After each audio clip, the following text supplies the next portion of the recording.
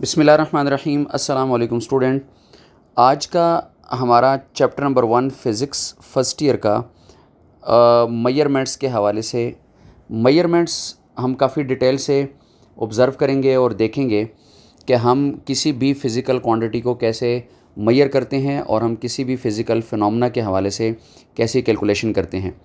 इस चैप्टर को और इस टॉपिक को प्रॉपर स्टार्ट करने से पहले हम थोड़ा सा फ़िज़िक्स के हवाले से बात करेंगे कि फ़िज़िक्स हमारे पास कौन सी साइंस है और इसमें हम कौन सी डिस्कशन कैसे करते हैं। स्टूडेंट, फ़िज़िक्स में दो बातें होती हैं कि physics is the branch of science which is discuss through experimentations. यानी हम फ़िज़िक्स में अगर काम करते हैं तो हम एक्सपेरिमेंटेशन की हेल्प से काम करते हैं, और दूसरी बात यह है कि फ़िज़िक्स में हम ऑब्ज़र्वेशन के थ्रू काम करते हैं। तो physics is the branch of science which depends upon experimentation and observation. Student, observation हम दो टाइप्स की डिस्कस करेंगे और ऑब्ज़र्वेशन के लिए हम 5 सेंसेस यूज़ करेंगे। उन 5 सेंसेस में हमारे पास sense of sight, sense of smell, sense of touch, sense of hearing और सेंस ऑफ टेस्ट हैं। इन 5 सेंसेस के थ्रू हम ऑब्ज़र्वेशन करेंगे। स्टूडेंट, ऑब्ज़र्वेशन को हम दो कैटेगरीज़ में क्लासिफाई करते हैं। उनमें से एक हमारे पास क्वालिटेटिव ऑब्ज़र्वेशन है और एक हमारे पास क्वांटिटेटिव ऑब्ज़र्वेशन है। क्वालिटेटिव ऑब्ज़र्वेशन में हम किसी चीज़ को डिस्क्राइब करेंगे with words things that are observable with 5 senses. Means कि हम किसी भी ऑब्जेक्ट के क्वालिटी के हवाले से बात करते हैं। फॉर एग्ज़ाम्पल हम कहते हैं जी ऑब्जेक्ट का कलर। अब ऑब्जेक्ट का जो कलर है ये उस ऑब्जेक्ट की क्वालिटी है, तो हम इसको ऑब्ज़र्व करेंगे सेंस ऑफ साइट से। हम देखेंगे कलर को, तो इसको हम कहते हैं कि हमारे पास ये क्वालिटेटिव ऑब्ज़र्वेशंस हैं। और जहाँ तक बात है स्टूडेंट क्वालिटेटिव ऑब्ज़र्वेशन की, तो क्वालिटेटिव ऑब्ज़र्वेशन में हमारे पास नंबर्स भी नहीं होंगे, कोई डिजिट्स नहीं होंगे, कोई न्यूमेरिकल वैल्यूज़ हमारे पास नहीं होंगी। दूसरे एंड पे हमारे पास क्वांटिटेटिव ऑब्ज़र्वेशन है। क्वांटिटेटिव ऑब्ज़र्वेशन में स्टूडेंट हम डील करते हैं नंबर्स को। किसी भी फिज़िकल क्वांटिटी को हम लिखेंगे नंबर्स में। फॉर एग्ज़ाम्पल मैथ्स है, उसको हम लिखते हैं फॉर एग्ज़ाम्पल 10 kg किसी ऑब्जेक्ट के लिए, तो हम इसको कहते हैं quantitative observation.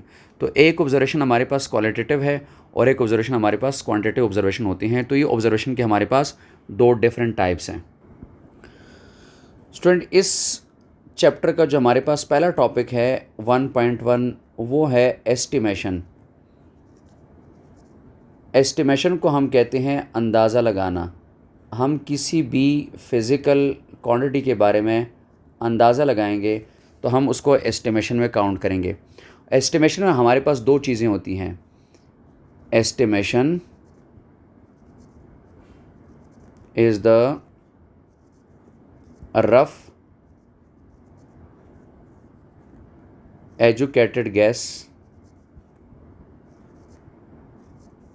rough educated guess about any physical quantity। किसी भी फिज़िकल क्वांटिटी के हवाले से हम रफ़ एजुकेटेड गैस लगाएंगे तो उसको हम कहते हैं कि भाई हम एस्टिमेशन कर रहे हैं। एस्टिमेशन हमारे पास स्टूडेंट होता है एक क्विक एंड स्मार्ट डिसीजन। हम किसी भी फिज़िकल फिनोमेना के हवाले से क्विक और स्मार्ट डिसीजन करेंगे तो हम उसको एस्टिमेशन काउंट करेंगे। फॉर एग्ज़ाम्पल किसी भी रोड की लेंथ का या किसी स्ट्रीट की विड्थ का या किसी डोर की हाइट का या किसी बिल्डिंग की हाइट का एंड सो हम रफ़ एजुकेटेड गेस देंगे तो उसको हम एस्टिमेशन कहते हैं। फॉर एग्ज़ाम्पल स्टूडेंट, हम एस्टिमेट लगाना चाहते हैं एक पेपर या एक शीट की थिकनेस के लिए, तो हम कहते हैं कि हमारे पास एक बंडल है, एक स्टॉक है पेपर का, उसमें 500 पेपर पड़े हुए हैं। और उस स्टॉक की अगर हम हाइट की बात करते हैं तो हम कह देते हैं कि उस स्टॉक की जो हाइट है वो 50 सेंटीमीटर है। यानी 50 सेंटीमीटर के हाइट का एक स्टॉक है और उसके अंदर जो पेपर पड़े हुए हैं वो हमारे पास 500 हैं। तो एक शीट की थिकनेस कितनी हो जाएगी? तो फार्मूला हमारे पास है थिकनेस ऑफ द स्टॉक, वो हमारे पास क्या है 50 centimetre divided by number of sheets हमारे पास आ रहे हैं उसमें 500। तो स्टूडेंट अगर हम इसको देखते हैं तो हमारे पास रिज़ल्ट आएगा 1/10 सेंटीमीटर, या इसको हम कह सकते हैं 0.1 सेंटीमीटर। ये जो 0.1 सेंटीमीटर आया, ये हमारे पास क्या चीज़ है student? Thickness of one sheet.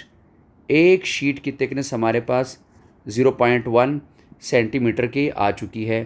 तो ये हमने एक एस्टिमेट लगाया और एक अंदाज़ा लगाया। इसी तरीके से स्टूडेंट अगर हम एस्टिमेट लगाना चाहते हैं, एस्टिमेट हाइट, यानी ऑटोमेटिकली हाइट जो है वो लेंथ में है, मीटर में है, ऑफ ए बिल्डिंग। हमारे पास कोई एक बिल्डिंग गिवन होगी, उस बिल्डिंग के लिए हम क्या करना चाहते हैं? हाइट का एस्टिमेट लगाना चाहते हैं कि इस बिल्डिंग की हाइट हमारे पास कितनी होगी। तो स्टूडेंट जैसे इस डायग्राम में आपको नज़र आ रहा कि फॉर एग्ज़ाम्पल हमारे पास एक बिल्डिंग है। ये बिल्डिंग 5 स्टोरीज़ की है और हम सपोज़ कर लेते हैं, एक एस्टिमेट लगा लेते हैं कि हमारे पास एक जो इसकी स्टोरी है या एक जो फ्लोर है वो फॉर एग्ज़ाम्पल 10 फीट की उसकी हाइट है, तो हम उसको स्मॉल एच कह देते हैं। तो स्मॉल एच हमारे पास सिंगल स्टोरी जो है, सिंगल फ्लोर जो है वो हमारे पास 10 फीट है। तो जब 10 फीट की है तो हमारे पास टोटल इस बिल्डिंग की हाइट अब कैसी निकलेगी? उसको हम कह देते हैं capital H. Student capital H में हम करेंगे नंबर ऑफ़ फ्लोर्स के हमारे पास टोटल फ्लोर जो है वो कितने हैं, multiply by height small H जो है of a single floor, of a single floor. तो एक फ्लोर की हाइट के साथ मल्टीप्लाई कर लेंगे। तो स्टूडेंट हम लिखेंगे कि total height is equal to, stories कितनी है 5, और height of a single floor हमारे पास कितना आया था 10 फीट। तो स्टूडेंट कैपिटल एच हमारे पास अब आ जाएगा 50 फीट। तो हमने टोटल बिल्डिंग के हाइट का एस्टिमेट लगाया कि ये जो बिल्डिंग है ये टोटल 50 फीट की हाइट की होगी अगर हमारे पास एक फ्लोर की हाइट जो है वो 10 फीट हो। तो ये हमारे पास एस्टिमेशन ऑफ लेंथ या एस्टिमेशन ऑफ हाइट हम किसी बिल्डिंग के लिए इस तरह करेंगे। इसी तरह स्टूडेंट हम डिस्कस करते हैं estimate area and volume. Area और वॉल्यूम को एस्टिमेट करना है फ्रॉम लेंथ। हमारे पास कोई लेंथ गिवन है, उसका हमने एरिया और वॉल्यूम एस्टिमेट करना है। तो हम कैसे करेंगे? फॉर एग्ज़ाम्पल इस डायग्राम में हमारे पास डिफरेंट जो है वो ऑब्जेक्ट गिवन है। एक रेक्टेंगल है, उस रेक्टेंगल की लेंथ के बारे में अगर मैं कहूँ कि वो 5 सेंटीमीटर है, और उसकी विड्थ के बारे में अगर मैं फॉर एग्ज़ाम्पल बात करता हूँ कि वो 2 सेंटीमीटर है, तो स्टूडेंट हम एस्टिमेटेड एरिया क्या कैलकुलेट करेंगे? 5 मल्टीप्लाई बाय 2, यानी लेंथ इंटू विड्थ। तो हम कह सकते हैं कि इसकी जो एरिया के हवाले से है वो 10 सेंटीमीटर स्क्वायर है। इस तरीके से अगर एक स्क्वायर है तो उसके लेंथ को अगर हम देखेंगे 2 सेंटीमीटर फॉर एग्ज़ाम्पल, और यहाँ पर जो लेंथ है या विड्थ जो है वो भी 2 सेंटीमीटर, क्योंकि स्क्वायर के साइड्स इक्वल होते हैं।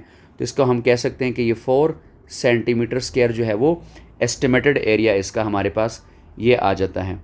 तो हम इसी तरीके से किसी रूम के बारे में बात करेंगे कि अगर हमारे पास फॉर एग्ज़ाम्पल एक रूम है, उस रूम के लिए हमने कारपेट की बात करनी कि इस रूम में कितना कारपेट, किस साइज़ का कारपेट इसमें आएगा। तो हम क्या करेंगे? रूम की लेंथ और विड्थ का आपस में मल्टीप्लिकेशन करते हैं और हम एक अंदाज़ा लगा लेते हैं कि इस रूम में इस साइज़ का या इतना कारपेट जो है वो बिछ सकता है या बिछेगा। तो इस तरीके से हम किसी भी फ़िज़िकल फिनोमेना, फ़िज़िकल क्वांटिटी के हवाले से एस्टिमेशन या अंदाज़ा लगाते हैं। स्टूडेंट फर्दर अगर हम इसको डिस्कस करते हैं तो estimate mass from density and volume।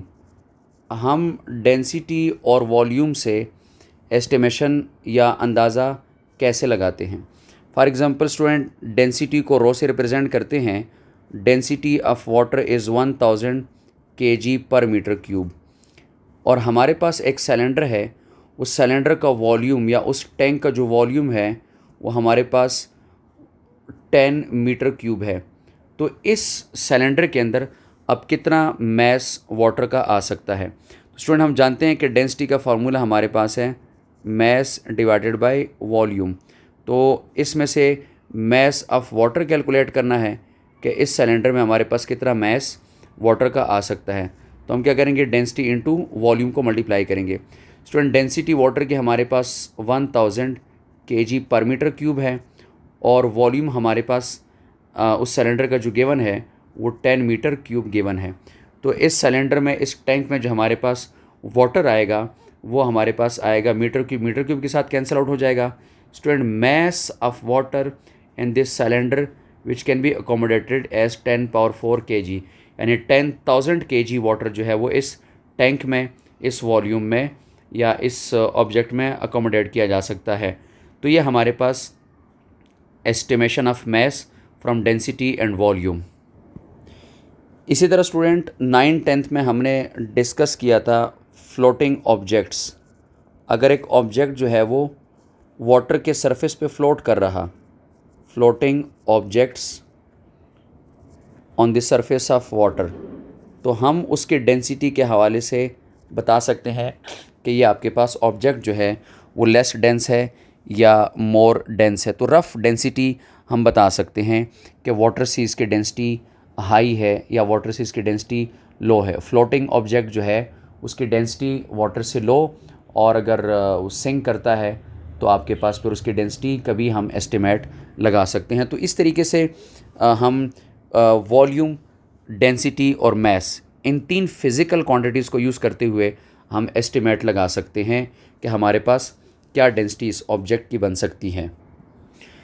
ये एक और एग्जांपल है, हम इसमें ये एस्टिमेट लगाना चाहते हैं कि फॉर एग्जांपल हमारे पास अगर एक एडल्ट मैन है, उस एडल्ट मैन का मैस जो है वो 70 kg है, 70 kg इसका वज़न है, और स्टेयर्स जो है इसको ऊपर आना है।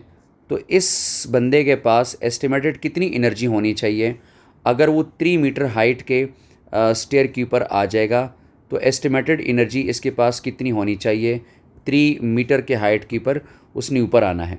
तो स्टूडेंट, हम इसके लिए एनर्जी का एस्टिमेट लगाएंगे कि 70 kg उसका मैस है। तो हम लिखेंगे potential energy is equal to mgh। तो इसमें मैस जो है वो गिवन है वो 70 kg का है, हाइट जो है वो हमारे पास 3 मीटर का है, और ग्रेविटी की वैल्यू हम 10 लगाएंगे। तो हमारे पास स्टूडेंट एस्टिमेटेड जो एनर्जी का रिज़ल्ट निकलेगा वो हमारे पास आएगा फॉर एग्ज़ाम्पल 2100 जाउल्स। तो ये हमने एस्टिमेट लगाया कि इस बंदे के पास अगर इतनी एनर्जी हो तो वो आपके पास इस हाइट तक आ जाएगा, या इस हाइट पे आने के बाद इसकी जो टोटल एनर्जी स्टॉप पे हो जाएगी वो 2100 जाउल्स की हो जाती हैं। तो ये हमारे पास एस्टिमेशन का एक छोटा सा टॉपिक था। इसको फर्दर अगले टॉपिक्स में कंटिन्यू करेंगे। अल्लाह हाफिज़।